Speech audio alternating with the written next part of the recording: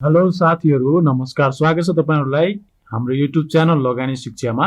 आज हामीले चाहिँ शिवम सिमेन्टको बारेमा कुरा गर्नेछौँ। हामीहरूले एभ्री टाइम कि जति बेला पनि टेलिभिजनहरू ओपन गर्छौँ अथवा फेसबुक जे पनि ओपन गर्छौँ त्यहाँ एड फालिएको हुन्छ कि 11 करोड बोरा बिक्री भएको छ, नेपालमै सर्वाधिक ओपिसी सिमेन्ट बिक्री भएको भनेर। यसमा चाहिँ कतै यो स्क्याम त होइन कि 11 करोड अथवा सर्वाधिक बिक्री भएको सिमेन्ट भनेर जति पनि हामी जस्तो साना लगानीकर्ताहरू छ उनीहरूलाई झुक्क्याएर चाहिँ सेयर मार्केटको प्राइस धेरै माथि लैजाने अनि त्यसपछि प्रमोटर सेयरहरूले चाहिँ पछि बेचिदिने अथवा साना मार्केट जुन साना हामी जस्तो लगानीकर्ताहरू छ उनीहरूलाई चाहिँ उनीहरूको लगानी चाहिँ त्यसै वेस्ट जाने त होइन। यसैको बारेमा कुरा गर्नेछौँ र यो स्क्याम हो कि एक्ज्याक्टली सेम हो त 11 करोड नै बिक्री भएको हो त हामीले यसमा आज निष्कर्ष निकाल्नेछौँ। सो साथीहरू यदि हेर्ने हो भने अहिलेको शिवम मार्केटले 78 Q4 को रिपोर्ट पनि निकालेको छ। यहाँ हेर्न सक्नुहुन्छ यदि सर्वाधिक बिक्री भएको सिमेन्ट हो भने यसरी वाइ ग्रोथमा -0% नआउनु पर्ने हो अनि त्यसपछि रिजर्भ एन्ड सरप्लसमा घट्नु नपर्ने हो। सर्वाधिक बिक्री भइसकेपछि त राम्रो अगाडि बढ्नु पर्ने हो नि, राइट। अनि त्यसपछि टोटल इक्विटीमा -5.84% ले कमी आएको छ, बोरोइङ्स यसको घटेको छ अनि त्यसपछि करेन्ट लिएबिलिटिजमा घटेको छ, करेन्ट एसेट्समा पनि घटेको छ, टोटल एसेट्समा पनि घटेको छ, रेभिन्यू फ्रम अपरेसनमा पनि घटेको छ।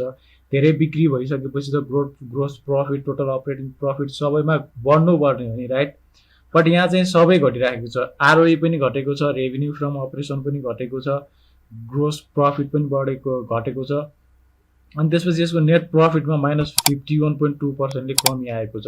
यसले इन्डियामा पनि बेच्न गइराखेको छ बट भनेको मात्रै हो वा असलियत रूपमा इन्डियामा नै बेचेको छ त्यो एक्ज्याक्टली वी डोन्ट नो कति बोरा बेचेको छ अथवा कति बोरा बेच्ने लक्ष्य राखेको छ हामीले केही पनि भन्न सक्दैनौँ। बट यो चाहिँ कम्पनीमा डिपेन्ड गर्ने हो कि यसले यति बोरा बेच्न सक्छ।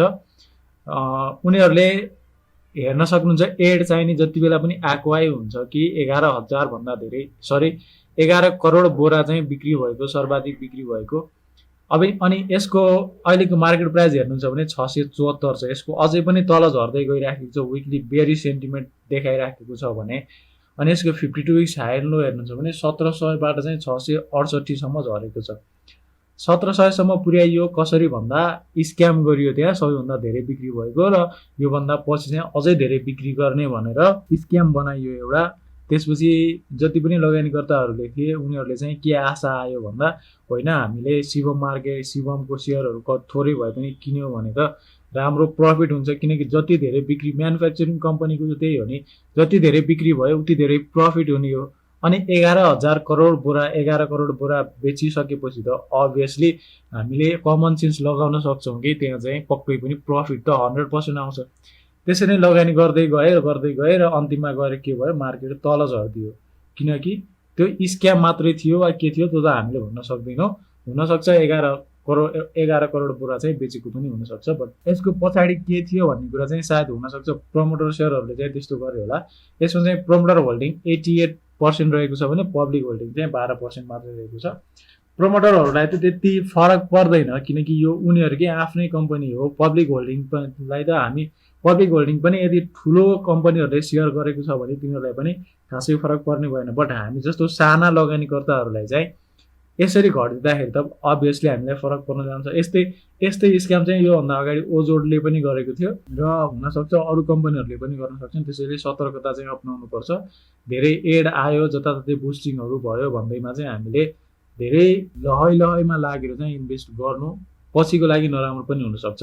For example Shivam cement EPS यसको 15.67 रहेको छ भने रिपोर्टेड चाहिँ सेम रहेको छ र पी रेसियो 43.06 रहेको छ। बट हामीले अघि भर्खरै हेऱ्यौँ Q4 को रिपोर्ट 78 को, त्यसमा चाहिँ हेर्न सक्नुहुन्छ कतिसम्म घटेको छ भनेर। अनि त्यसपछि बुक भ्यालु यसको 209 रहेको छ। बुक भ्यालुको अनुसार मार्केट प्राइस हेर्ने हो भने अभियसली ओभर भ्यालु नै देख्न सकिन्छ। र यसको बोनस हिस्टोरी हेर्ने हो भने बोनस हिस्टोरी चाहिँ योभन्दा अगाडि 77-78 मा पनि राम्रै दिएको थियो र भन्न सकिन्न कि 78-79 मा चाहिँ यसले बोनस दिन्छ। अभियसली आई डोन्ट बिलिभ कि यसले बोनस दिन सक्ने क्षमता चाहिँ कायम राखेको छ, किनकि एभ्रिथिङ वाज डिक्लाइन्ड, सबै चाहिँ डिक्लाइन हुँदै गइराखेको छ। यसको reserve and surplus plus net profit, gross प्रफिटमा पनि एन्ड योभन्दा अगाडि चाहिँ राम्रै पर्फर्मेन्स दिइराखेको थियो, 15%, 15%, 14% बोनसहरू दिइराखेको थियो। यसरी नै हामीले एनआइसी एसियासँग कम्पेयर गरेर हेऱ्यौँ भने मार्केट क्यापिटलाइजेसन चाहिँ एनआइसी एसियासँग कम्पेयर गर्नै मिल्दैन शिवम सिमेन्टलाई, बिकज यसको चाहिँ 268 करोड रहेको छ भने मिड क्याप क्यापिटलाइजेसन भएको कम्पनीमा चाहिँ शिवम सिमेन्ट आउन सक्छ। यो चाहिँ पछि गएर राम्रो हुन सक्ने सम्भावना चाहिँ छ, किनकि यो मिड क्यापमा पर्दछ र लो क्यापमा भन्दा मिड क्यापमा अथवा हाई क्याप भएको कम्पनीहरूमा चाहिँ राम्रो हुनसक्छ। एनआइसी एसिया चाहिँ अभियसली हाई क्याप भएको कम्पनी छ, 75 अर्बसम्म यसको क्यापिटलाइजेसन रहेको छ भने, अनि रिजर्भ एन्ड सरप्लसमा चाहिँ अभियसली एनआइसी एसियाको धेरै नै छ, त्यसैले यसले राम्रो डिभिडेन्ड पनि दिन सक्छ। र डेली टप 5 ब्रोकरमा चाहिँ शिवमको चाहिँ 17 नम्बरले सबैभन्दा धेरै किनेको छ भने 35 नम्बरले चाहिँ सबैभन्दा धेरै किनेको छ एनआइसी एसियाको। र सबैभन्दा धेरै सेल गर्नेमा चाहिँ 57 को सबैभन्दा 57ले चाहिँ सबैभन्दा धेरै शिवमको सेल गरेको छ भने 11 नम्बरले चाहिँ सबैभन्दा धेरै सेल गरेको छ एनआइसी एसियाको। र अर्निङ ट्रेन्ड्समा हेर्ने हो भने हेर्न सक्नुहुन्छ एनआइसी एसियाको राम्रो देख्न सक्छौँ भने शिवमको चाहिँ अलिकति रेडमा देखिराखेका छौँ। वाइ नेट प्रफिटमा चाहिँ यसको अभियसली स्क्याम भइसकेपछि चाहिँ 100% यसको घटेको छ, 51%ले घटेको छ भने एनआइसी एसियाको चाहिँ 39.2%ले बढेको देख्न सकिन्छ। र पी रेसियो चाहिँ 43.1 रहेको छ भने एनआइसी एसियाको चाहिँ 15.7 रहेको छ। पी रेसियो अभियसली एनआइसी एसियाको राम्रो रहेको छ भने पीबी हेर्ने हो भने 3.2 रहेको छ शिवमको र 3 रहेको छ एनआइसी एसियाको। र हामीले रिटर्न अफ इक्विटी हेर्ने हो भने 19.64% एनआइसी एसियाको छ भने 7.31% चाहिँ शिवम सिमेन्टको छ। र हामीले यदि लास्ट डिभिडेन्ड हेर्दाखेरि चाहिँ राम्रो डिभिडेन्ड दिएको छ एनआइसी एसियाले, र 29% चाहिँ एनआइसी एसियाले भन्दा शिवमले राम्रो डिभिडेन्ड दिएको छ। बट अब आउने समयमा चाहिँ शिवमले डिभिडेन्ड दिन सक्ने क्षमता राख्दैन होइन भन्न सकिन्छ, यसले दिन सक्छ, बट अभियसली यसको फन्डामेन्टल एनालाइसिस हेर्दाखेरि चाहिँ त्यहाँ सम्भावना चाहिँ छैन कि यसले डिभिडेन्ड दिन सक्ने क्षमता राखेको छ। र एमएसिडीमा दुवैलाई बेयरिस नै देखाइराखेको छ भने, अनि अल्फा एनालाइजमा चाहिँ माइनसमा छ शिवमको, र 3 मन्थ बेटा अनुसार चाहिँ हामीले 1.28 शिवमको देख्न सक्छौँ भने एनआइसी एसियाको चाहिँ 0.82 देख्न सक्छौँ। र सेयर रेसियो एनालाइज हेर्ने हो भने -2.67 शिवमको छ र -1.59 चाहिँ एनआइसी एसियाको छ। र त्यसरी नै हामीले टेक्निकल समरीमा हेर्ने हो भने विक होल्ड बेयरिस र विक दुईवटाकै बराबर देखाइराखेको छ। र सेक्टर वाइज फाइनेन्सियल स्ट्रेन्थमा चाहिँ शिवमलाई 4 स्टार दिएको छ भने एनआइसी एसियालाई चाहिँ 5 स्टार रेटिङ दिएको छ। र यसरी हेर्दाखेरि चाहिँ शिवमको अभियसली हामीले मान्न सक्छौँ कि यो चाहिँ स्क्याम नै हो अथवा के हो भनेर हामी आफूले गर्न सक्छौँ। यसले राखेको छ वेबसाइटमा कि भारतमा यसले निर्यात गर्न थालिसकेको छ।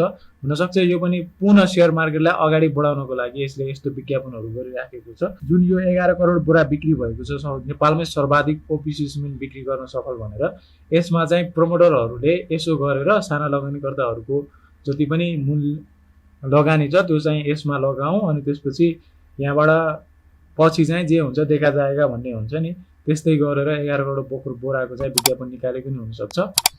र साथीहरू यस्तो स्क्यामबाट चाहिँ हजुरहरू अभियसली जानकार हुन्न भने जानकार गर्ने बानी बसाल्नु होला। र कुनै पनि कम्पनीको भित्री डिटेलसम्म नभइकन कमन सेन्स पनि लगाएर हेर्नुभयो भने अभियसली सेयर मार्केटमा राम्रो इन्कम गर्न सक्नुहुनेछ। Thank you so much for watching. यदि तपाईँहरू हाम्रो युट्युब च्यानलमा नयाँ हुनुहुन्छ भने कृपया सब्सक्राइब गरिदिनु होला र नजिकै रहेको बेल आइकनलाई पनि दबाउन नबिर्सिनु होला, ताकि सेयर मार्केट सम्बन्धी सम्पूर्ण भिडियोहरू सबैभन्दा पहिले तपाईँसम्म पुग्न सकोस्।